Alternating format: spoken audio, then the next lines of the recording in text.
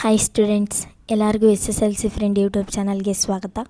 ಯಾರ್ಯಾರೇನೂ ನಮ್ಮ ಚಾನಲ್ನ ಸಬ್ಸ್ಕ್ರೈಬ್ ಮಾಡ್ಕೊಂಡಿಲ್ಲ, ಬೇಗ ಸಬ್ಸ್ಕ್ರೈಬ್ ಮಾಡ್ಕೊಳ್ಳಿ. ಹಾಗೆ ನಮ್ಮ ಒಂದು ವಿಡಿಯೋಸ್ ಇಷ್ಟ ಆದರೆ ದಯವಿಟ್ಟು ಲೈಕ್ ಮಾಡ್ಕೊಳ್ಳಿ. ಹಾಗೆ ಈ ಒಂದು ವಿಡಿಯೋನ ಪೂರ್ತಿಯಾಗಿ ನೋಡಿ. ನಾನಿವಾಗ ಮಾಡ್ತಾ ಇರೋದು 9th standard third language Hindi model paper ಮಾಡ್ತಾಯಿದ್ದೀನಿ. ಸೊ ಈ ಒಂದು ಮಾಡೆಲ್ ಪೇಪರಿಂದನೇ ನಿಮಗೆ ನಾಳೆ ಬರುವಂಥ ಎಕ್ಸಾಮ್ಗೆ ತುಂಬ ಯೂಸ್ಫುಲ್ ಆಗುತ್ತೆ. ಯಾಕಂದರೆ ಇದರಲ್ಲಿ ತುಂಬ ಇಂಪಾರ್ಟೆಂಟ್ ಕ್ವಶನ್ಸ್ ಇರುತ್ತೆ ಮಾಡೆಲ್ ಪೇಪರಲ್ಲಿ. ಸೊ ನಿಮಗೆ ಗರಿಷ್ಠ ಅಂಕಗಳು 80 ಇರುತ್ತೆ. ಹಾಗೆ 3 ಗಂಟೆ ನಿಮಗೆ ಎಕ್ಸಾಮ್ ಬರೆಯೋಕ್ಕೆ ಟೈಮಿಂಗ್ಸ್ ಇರುತ್ತೆ. ಸೊ ಈ ಒಂದು 3 ಗಂಟೆಯಲ್ಲಿ ನೀವು ನಿಮ್ಮ ಆನ್ಸರ್ ಶೀಟಲ್ಲಿ ಏನೇನು ಬರೀತೀರೋ ಎಲ್ಲ ಒಂದು ಆನ್ಸರ್ಸನ್ನು ಬರಿಬೋದು. ನಿಮಗೆ 10th ಹೋಗೋಕ್ಕೆ ಇದು ಲಾಸ್ಟ್ ಎಕ್ಸಾಮ್. ಅದಕ್ಕೆ ಸಂಕಲನಾತ್ಮಕ ಮೌಲ್ಯಮಾಪನ ಅಂತ ಕರೀತಾರೆ. ಅಂದರೆ essay 2 ಎಕ್ಸಾಮ್ ನಡೀತಾ ಇದೆ. ಈಗ ಆಲ್ರೆಡಿ ನಿಮಗೆ 3 ಎಕ್ಸಾಮ್ಸ್ ಕಂಪ್ಲೀಟ್ ಆಗಿದೆ. ನಾಳೆ ಹಿಂದಿ ಇರೋದ್ರಿಂದ ನಾನು ನಿಮಗೆ ಹಿಂದಿ ಮಾಡ್ತಾಯಿದ್ದೀನಿ. ಸೊ ಈ ವಿಡಿಯೋನ ಪೂರ್ತಿಯಾಗಿ ನೋಡಿ. ಹಾಗೆ ಈ ಒಂದು ಕ್ವಶನ್ ಪೇಪರ್ಗೆ ಆನ್ಸರ್ಸು ಸಹ ಕೆಳಗಡೆ ಇದೆ. ಸೊ ನಿಮಗೆ ಪೂರ್ತಿ ವಿಡಿಯೋ ನೋಡಿದ್ರೆ ಆನ್ಸರ್ಸು ಸಹ ಸಿಗುತ್ತೆ. ಈ ಒಂದು ಪೇಪರ್ ಓದ್ಕೊಂಡೋದ್ರೆ ನೀವು ಆರಾಮಾಗಿ ನಾಳೆ ಹಿಂದಿ ಎಕ್ಸಾಮಲ್ಲಿ 70+ ಸ್ಕೋರ್ ಮಾಡ್ಬೋದು. ಸೊ ಪೂರ್ತಿ ವಿಡಿಯೋನ ನೋಡಿ. ಹಾಗೆ ನಮ್ಮ ಚಾನಲನ್ನು ಸಬ್ಸ್ಕ್ರೈಬ್ ಮಾಡ್ಕೊಂಡಿಲ್ಲ ಅಂದರೆ ಸಬ್ಸ್ಕ್ರೈಬ್ ಮಾಡ್ಕೊಳ್ಳಿ. ಸೊ ಬನ್ನಿ, ಹಾಗಾದರೆ ನಮ್ಮ ಒಂದು ಮೊದಲನೇ ಮೇನಲ್ಲಿರುವಂಥ ಪ್ರಶ್ನೆಗಳನ್ನು ನೋಡೋಣ.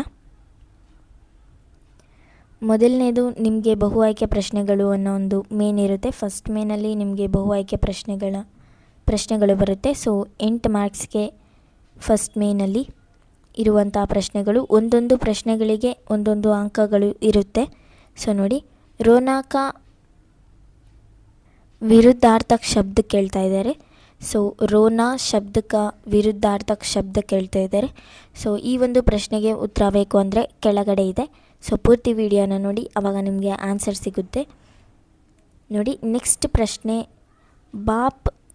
ಬಾಪ್ ಕಾ ಅನ್ಯಲಿಂಗ ಶಬ್ದ ಕೇಳ್ತಾ ಇದ್ದಾರೆ.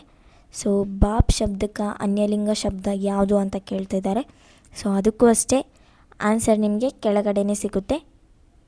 ಸೊ ನೆಕ್ಸ್ಟ್ ನೋಡಿ, ಅದೇ ರೀತಿ 3, 4, 5, 6, 7, 8 ಇಷ್ಟು ಪ್ರಶ್ನೆಗಳು ಅದೇ ರೀತಿ ಬಹು ಆಯ್ಕೆ ಪ್ರಶ್ನೆಗಳೇ ಆಗಿರುತ್ತೆ. ಸೊ ನೆಕ್ಸ್ಟು ಸೆಕೆಂಡ್ ಮೇನ್ಗೆ ಬಂದರೆ, ಸೊ ನೋಡ್ತಾ ಇದ್ದೀರಾ ಅನುರೂಪ್ತ ಪ್ರಶ್ನೆಗಳಿದೆ. ಸೊ ಅನುರೂಪ್ತ ಪ್ರಶ್ನೆಗಳಲ್ಲಿ ನಿಮಗೆ ಮೊದಲೊಂದು ಪ್ರಶ್ನೆ ಕೊಟ್ಟು ಅದಕ್ಕೆ ಸಂಬಂಧಿಸಿದ ಶಬ್ದನ ಕೊಡ್ತಾರೆ. ನೆಕ್ಸ್ಟ್ ಥರ್ಡ್ ಕ್ವಶನ್ಗೆ ಸಂಬಂಧಿಸಿದ ಶಬ್ದವನ್ನು ನೀವು ಬರೀಬೇಕಾಗುತ್ತೆ. ಸೊ ಭೀಮ್ ಮಾನವ್, ಬಕಾಸುರ್, ಇದಕ್ಕೆ ನಾನು ಹೇಳ್ತೀನಿ ಆನ್ಸರ್ನ, ರಾಕ್ಷಸ್ ಅಂತ. ಸೊ ಈ ಪ್ರಶ್ನೆಗೆ ಉತ್ತರ ಕೆಳಗಡೆನೇ ಇದೆ, ಬಟ್ ನಾನು ನಿಮಗೆ ಅರ್ಥ ಆಗಲಿ ಅಂತ ಹೇಳಿದೆ. ಸೊ ಆ ರೀತಿ ಒಂದು ಸಂಬಂಧದ ಪದವನ್ನು ಬರೀಬೇಕಾಗುತ್ತೆ. ಅದೇ ರೀತಿ 10ನೇ ಪ್ರಶ್ನೆ ಆಗಿರ್ಬೋದು, 11ನೇ ಪ್ರಶ್ನೆ, 12ನೇ ಪ್ರಶ್ನೆ. ಸೊ ಈ ಎಲ್ಲ ಪ್ರಶ್ನೆಗಳಿಗೂ ಉತ್ತರಗಳು ಕೆಳಗಡೆ ಸಿಗುತ್ತೆ. ನೋಡಿ, next third main. So third ಮೇನಲ್ಲಿ ನಿಮಗೆ 4 ಅಂಕಗಳು ಸಿಗುವಂಥ ಪ್ರಶ್ನೆಗಳನ್ನು ಕೊಟ್ಟಿರ್ತಾರೆ. ಅಂದರೆ 1 ಅಂಕ ಒಂದು ಪ್ರಶ್ನೆಗೆ.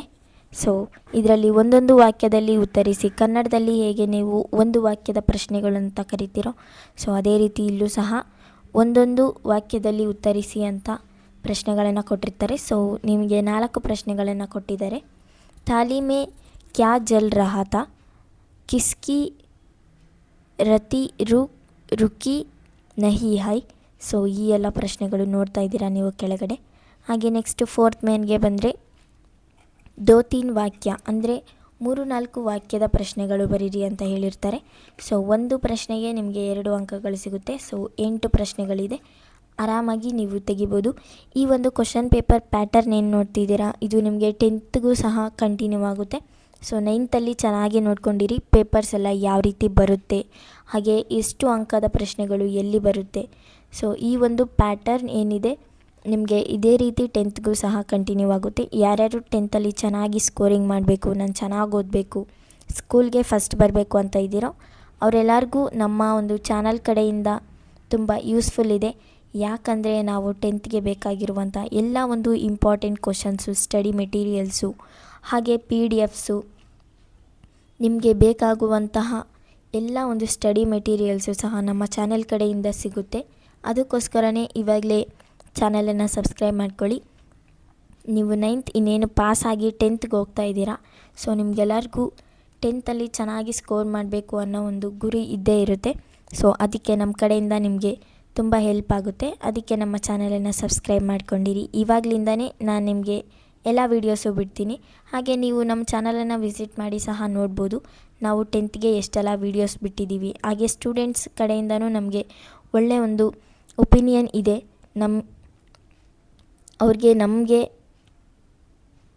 ಅವ್ರಿಗೆ ನಮ್ಮ ಮೇಲೆ ಒಂದು ಒಳ್ಳೆಯ ಒಪಿನಿಯನ್ ಇದೆ. ಈ ವರ್ಷ ಯಾರ್ಯಾರು 10th ಓದ್ತಾ ಇದ್ದಾರೆ ಅವರೆಲ್ಲ ನಮಗೆ ನೀವು ಮಾಡ್ತಿರೋದು ಚೆನ್ನಾಗಿದೆ, ವೀಡಿಯೋಸ್ ನಮ್ಗೆ ಇಷ್ಟ ಆಗಿದೆ, ಹಾಗೆ ಇದು ಬಂದಿತ್ತು, ನೀವು ಕೊಟ್ಟಿರುವಂಥ ಪ್ರಶ್ನೆಗಳು ಬರ್ತಿದೆ, ಈ ರೀತಿ ಎಲ್ಲ ಕಮೆಂಟ್ಸನ್ನು ಹಾಕಿದ್ದಾರೆ. ನೀವು ಅದನ್ನು ಸಹ ನೋಡ್ಬೋದು. ಸೊ ಈ ರೀತಿ ಎಲ್ಲ ನಾವು ನಿಮಗೆ ಸಹಾಯ ಮಾಡ್ತೀವಿ. ಅದಕ್ಕೆ ನಮ್ಮ ಚಾನಲನ್ನು ಸಬ್ಸ್ಕ್ರೈಬ್ ಮಾಡ್ಕೊಳ್ಳಿ ಅಂತ ಹೇಳೋಕ್ಕೆ ಇಷ್ಟಪಡ್ತೀನಿ. ಸೊ ನೆಕ್ಸ್ಟ್ ನೋಡಿ, 3 ವಾಕ್ಯದ ಪ್ರಶ್ನೆಗಳು, ಅಂದರೆ ನಿಮಗೆ 3 ಅಂಕದ ಪ್ರಶ್ನೆಗಳು. 3-4 ವಾಕ್ಯ ಮೇ ಉತ್ತರ ಲಿಖಿಯೇ. ಸೊ 3-4 ವಾಕ್ಯದಲ್ಲಿ ಉತ್ತರಿಸಿ ಅಂತ ಕೊಟ್ಟಿದ್ದಾರೆ. ಸೊ ನೋಡ್ತಾ ಇದ್ದೀರಾ ಪ್ರಶ್ನೆಗಳನ್ನೆಲ್ಲ ಕರೆಕ್ಟಾಗಿ ನೋಡ್ಕೊಳ್ಳಿ. ಈ ಒಂದು ಪ್ರಶ್ನೆಗಳು ತುಂಬ ಇಂಪಾರ್ಟೆಂಟ್, 10th ಸಹ ರಿಪೀಟ್ ಆಗುತ್ತೆ. ರಿಪೀಟ್ ಅಂದರೆ ಇದೇ ರೀತಿ ಪ್ಯಾಟರ್ನಲ್ಲಿ ನಿಮಗೆ 10th ಕ್ವಶನ್ಸು ಇರುತ್ತೆ ಅಂತ.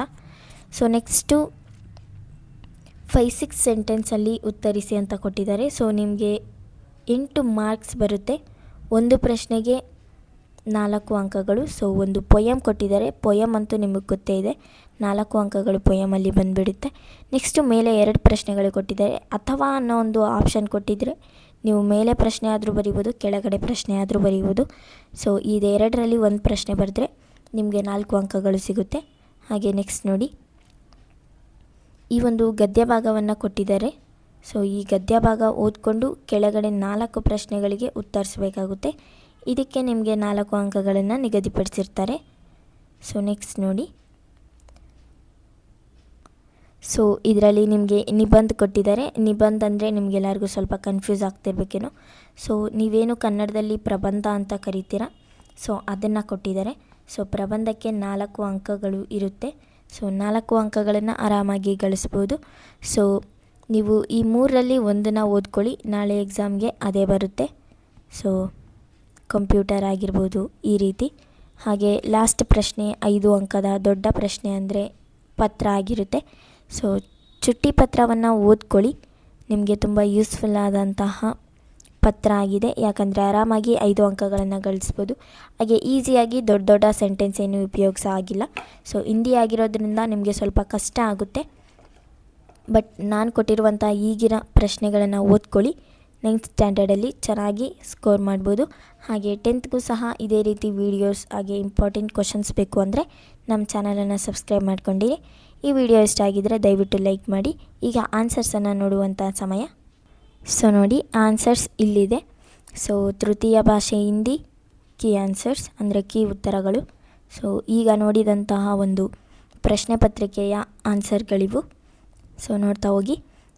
ಮೊದಲನೇದಾಗಿ ನಿಮಗೆ ಪ್ರಶ್ನೆ ಸಂಖ್ಯೆಯನ್ನು ಕೊಟ್ಟಿದ್ದಾರೆ, ಹಾಗೆ ಉತ್ತರ ಮಧ್ಯದಲ್ಲಿ ಕೊಟ್ಟಿದ್ದಾರೆ. ಕೊನೆಯಲ್ಲಿ ಎಷ್ಟು ಅಂಕಗಳು ಬರುತ್ತೆ ಆ ಒಂದು ಪ್ರಶ್ನೆಗೆ ಅನ್ನೋದನ್ನು ಕೊಟ್ಟಿದ್ದಾರೆ. ಸೊ ಮೊದಲನೇ ಪ್ರಶ್ನೆಗೆ ಉತ್ತರ ಆಪ್ಷನ್ ಸಿ ಹಸ್ನ. ಸೊ ಈ ಒಂದು ಆನ್ಸರನ್ನು ಬರೆದಿದ್ದರೆ ನಿಮಗೆ ಪೂರ್ತಿ ಅಂಕ ಅಂದರೆ 1 ಅಂಕ ಸಿಕ್ಕಿರುತ್ತೆ. ಅದೇ ರೀತಿ 2ನೇ ಪ್ರಶ್ನೆಗೆ ಮಾ, 3ನೇ ಪ್ರಶ್ನೆಗೆ ತಾಲಿಯಾ.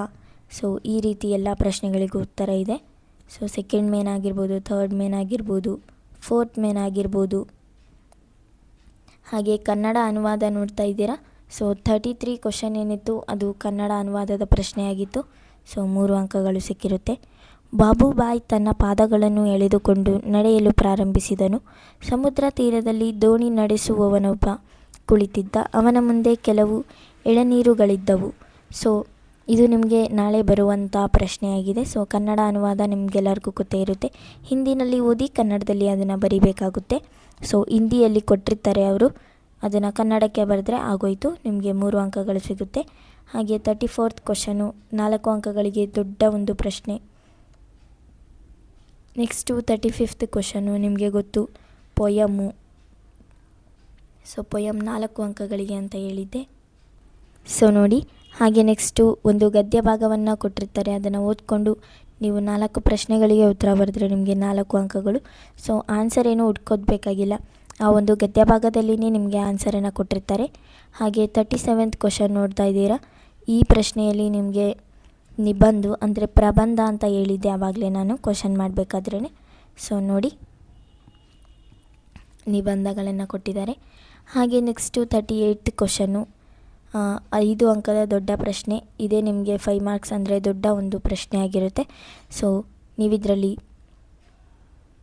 ಪತ್ರ ಬರೆದ್ರೆ ನಿಮಗೆ ಫುಲ್ ಮಾರ್ಕ್ಸ್ ಸಿಕ್ಬಿಡುತ್ತೆ.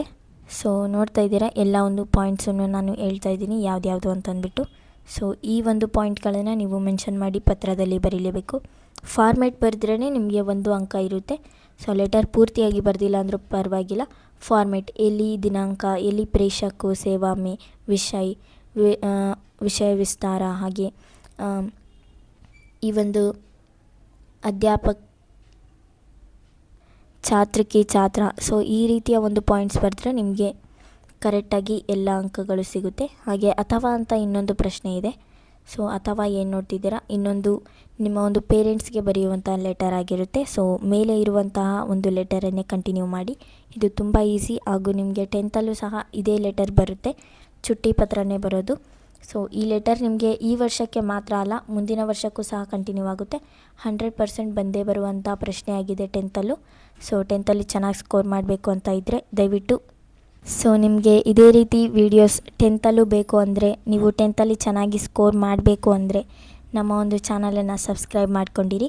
ನಿಮಗೆ ಎಲ್ಲ ವೀಡಿಯೋಸು ಸಹ ನಾವು ತಲುಪಿಸ್ತೀವಿ. ಹಾಗೆ ಏನಾದರೂ ಡೌಟ್ಸ್ ಇದ್ದರೂ ಸಹ ಕಮೆಂಟ್ ಹಾಕಿ. ಈ ಒಂದು ವಿಡಿಯೋ ಇಷ್ಟ ಆಗಿದ್ದರೆ ದಯವಿಟ್ಟು ಲೈಕ್ ಮಾಡ್ಕೊಳ್ಳಿ. ಹಾಗೆ ನಮ್ಮ ಚಾನಲನ್ನು ಸಬ್ಸ್ಕ್ರೈಬ್ ಮಾಡ್ಕೊಂಡಿರಿ. Thank you so much for watching.